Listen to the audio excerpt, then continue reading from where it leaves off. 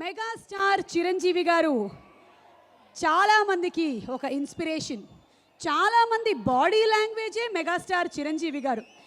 Megastar Chiranjeevi గారి family నుంచి ఎంతమంది హీరోలు అయితే వచ్చారో మెగాస్టార్ గారిని ఇన్స్పిరేషన్గా తీసుకొని ఎంతోమంది కుర్ర హీరోలు బయట ఫ్యామిలీస్ నుంచి కూడా వచ్చాయి.